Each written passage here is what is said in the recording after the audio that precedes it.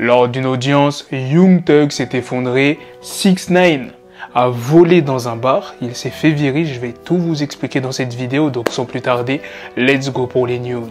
La première news de cette vidéo est sur l'artiste Playboi Carti qui sera présent au Festival des Ardentes, qui je le rappelle aura lieu du 6 au 9 juillet. Il y aura aussi Kendrick Lamar, Travis Scott, Central C, Bendo Z et MJ. Un feat a été enregistré entre les deux artistes. Metro Boomin possède plus de 50 millions d'auditeurs mensuels sur Spotify. Il devient le premier producteur hip-hop à atteindre ce stade.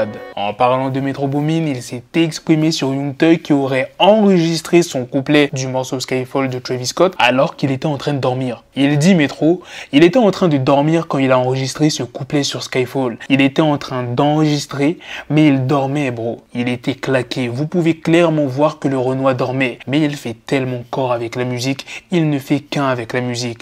Vous croyez qu'il dort et d'un coup, il va être genre, regarde-moi droit dans les yeux et juste après, il va retourner se reposer. Bonne nouvelle, 21 Savage vient d'annoncer que son futur album sortira très bientôt. Il s'est exprimé: je veux sortir un projet que tout le monde aime, il va être supérieur aux autres. Motion Music, le projet du Trippie Redd devrait se vendre à 55 000 exemplaires en première semaine. L'artiste Summer Walker sera présent dans le futur album de Lil TJ. Concernant la news sur Young Thug qui s'effondre, ce n'est pas vraiment une news, c'est juste une vidéo, on ne sait pas ce qui a été dit lors de cette audience, juste regardez la vidéo. Je ne pense pas qu'il s'est endormi brusquement comme ça, je pense que la personne qui parle a dû dire quelque chose qui l'a mis dans cet état. Maintenant venons à la news concernant 6ix9ine qui a été filmé en train de se faire virer d'un bar de Miami. Il aurait été exclu après avoir tenté de dérober une bouteille d'alcool derrière le bar pour offrir aux clients. La police est venue sur les lieux après que 6ix9ine soit parti. Il a été confirmé qu'il n'y avait aucune poursuite contre 6ix9ine. Petit détail, enfin c'est même un grand détail, 6ix9ine est un ami du gérant des lieux. S'il n'était pas son pote,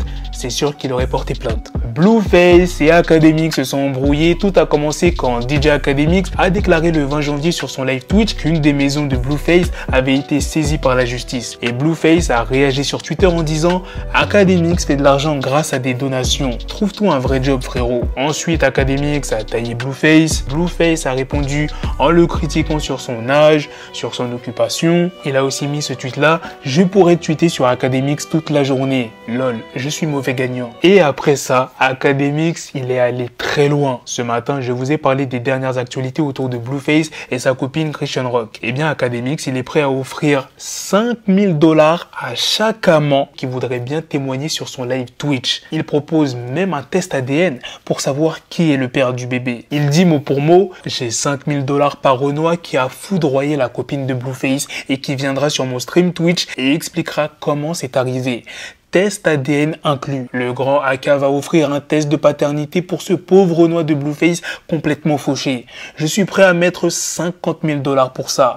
Qui a mis la copine de Blueface enceinte? Tu t'en doutes bien qu'après ce tweet, l'embrouille ne s'est pas réglée, les deux continuent toujours à s'insulter. Et la dernière news de cette vidéo est sur Don Toliver qui s'est exprimé sur son prochain album, Lovesick. Il dit: pour cet album, je me suis vraiment concentré sur l'histoire et le thème de l'album. La tracklist a un ordre bien précis, chaque morceau permet de suivre l'avancée de l'histoire. Voilà les gars, c'est la fin de cette news sur Don Toliver, c'est aussi la fin de cette vidéo. Dites-moi dans les commentaires qu'est-ce que vous en pensez de toutes les news que je vous ai présentées dans cette vidéo, la news sur Don Toliver, la news sur 6ix9ine ainsi que les autres artistes, la vidéo que je vous ai montrée sur Young Thug. À votre avis, de quoi il s'agit? Est-ce que c'était tout simplement de la fatigue ou bien c'est par rapport à ce qui se disait? Sur ce, on se donne rendez-vous très prochainement les gars pour d'autres vidéos news. Prenez soin de vous la famille. Peace.